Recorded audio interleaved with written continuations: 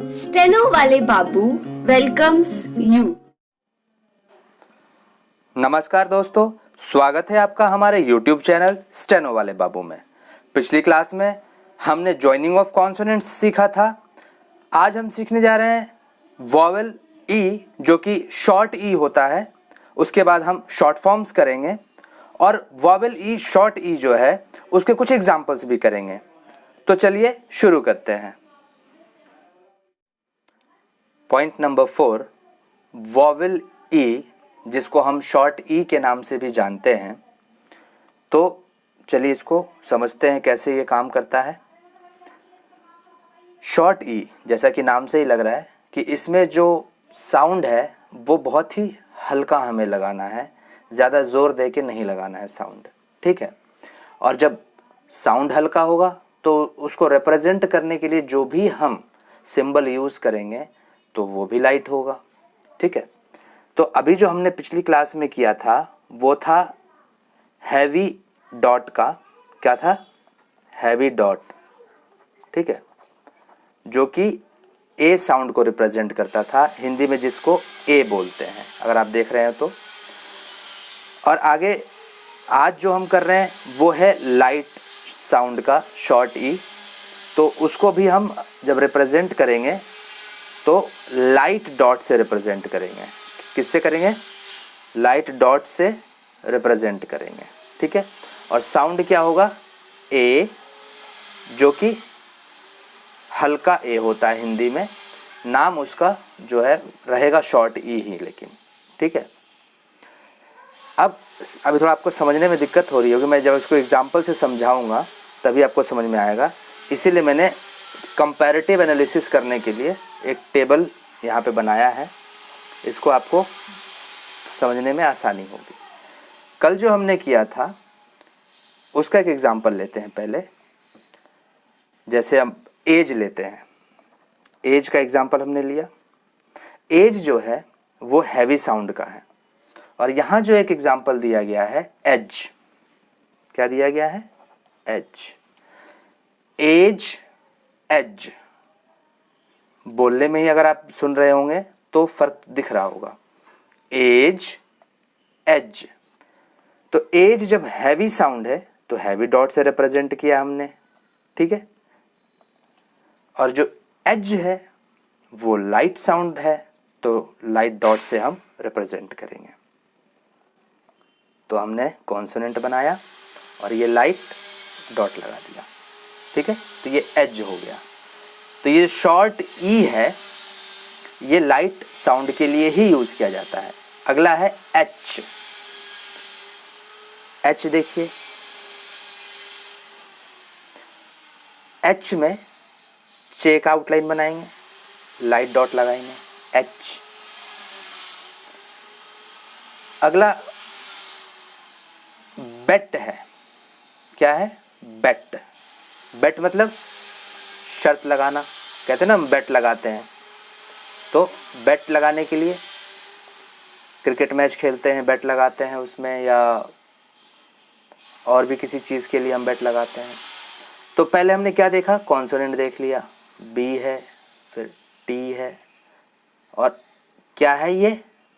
Vowel short ई, तो light dot, बेट, ठीक है। ऐसे ही पेप है, टेड है, डेट है। अब डेट को समझते हैं। देखिए, अगर हम डेट लिखते हैं हैवी साउंड में, जो कि तारीख होता है, जिसका मतलब क्या होता है? मीनिंग तारीख, ठीक है। और जो यहाँ पर डेट दिया गया है, ये डेट जो है ये कर्ज होता है, ठीक है। तो ये डेट है, ये डेट है।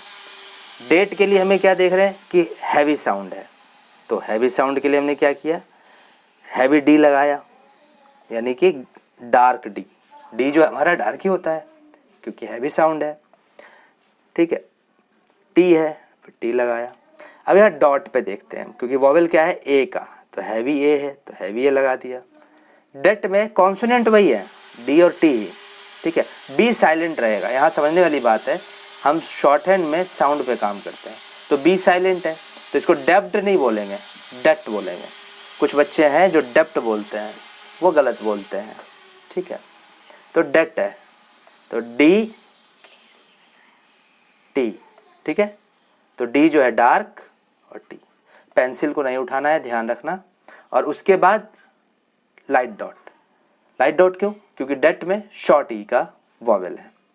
तो समझ में आ रहा होगा जब हम कंपैरेटिव एनालिसिस करते हैं, date, date, as, as.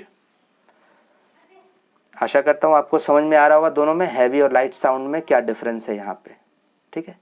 Jet है एक एग्जाम्पल, जेट को देखा जाए, अगर हम जेट देखते हैं तो क्या है, जे टी, और यहाँ पे डॉट, सॉरी यहाँ पे नहीं लगाना, जे टी यहाँ पे लगाना है, ठीक है। अब यहाँ क्यों नहीं लगाना आगे? क्योंकि जेट में वॉवेल के बाद में, कॉन्सोनेंट के बाद में वॉवेल आ रहा है, कॉन्सोनेंट के बाद में वॉवेल आ रहा है, पहले नहीं आ रहा, ठीक है। तो जेट। अच्छा, अब होता क्या है कि शॉर्ट हैंड में कुछ ऐसी चीज़ें हैं जो बार बार रिपीट होती हैं।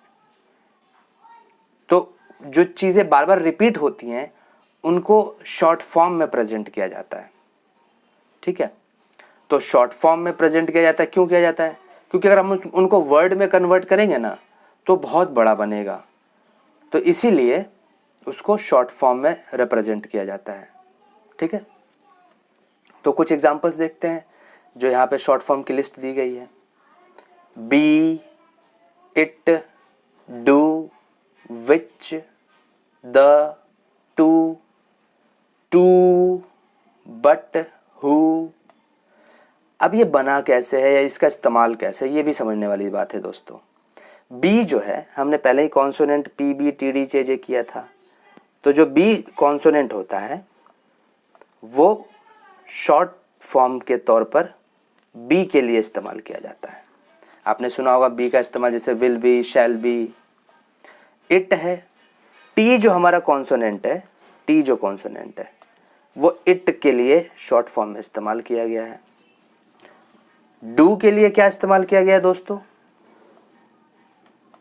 डू के लिए डी आउटलाइन जो है कॉन्सोनेंट वो इस्तेमाल किया गया है, ठीक है। विच, तो चे का इस्तेमाल किया गया है, जो चे कॉन्सोनेंट है उसको हमने विच के लिए इस्तेमाल किया है। द जो है उसको हमने डॉट से रिप्रेजेंट किया है। द को डॉट से, लाइन पे होना चाहिए, डॉट लाइन से ऊपर नहीं, डॉट लाइन पर होना चाहिए।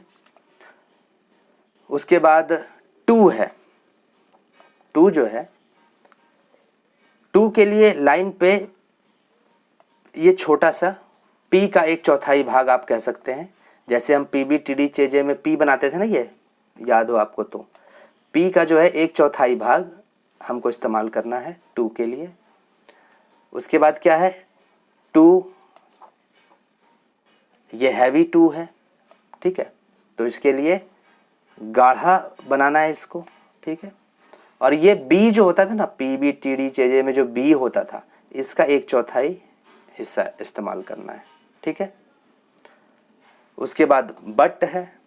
अगर बट को देखा जाए तो बट में भी आप देख रहे होंगे कि जो हमने टी आउटलाइन बनाया था कॉन्सोनेंट में, उसका 1/4 हिस्सा बट है, ठीक है। हु शॉर्ट फॉर्म को देखिए अगर आप, तो हु में क्या है, ये छोटा सा हिस्सा 1/4 हिस्सा। अब तक मुझे उम्मीद आप समझ गए होंगे ये किसका 1/4 हिस्सा है, जे का। किसका? जे का 1/4 हिस्सा, ठीक है। तो बनाते वक्त ध्यान रखना है कि आप इसको लाइन पर ही बनाएं, लाइन से ऊपर नहीं उठना चाहिए, ठीक है। आशा करता हूँ आपको जितने भी कॉन्सेप्ट्स मैं बता रहा हूँ यहाँ पे आपको समझ में आ रहा होगा। अब आपको करना क्या है, वीडियो को पॉज करके इन वर्ड्स को जो है आपको आधे आधे पेज प्रैक्टिस करना है। और कोई भी चीज़ समझ में नहीं आता है दोस्तों तो निसंकोच आप कमेंट सेक्शन में जा कर के आप अपने डाउट्स क्लियर कर सकते हैं, ठीक है। तो मिलते हैं अपनी अगली क्लास में, जिसमें हम सीखेंगे फ्रेजिंग। तब तक के लिए धन्यवाद। Please like, share and subscribe the channel. Thank you.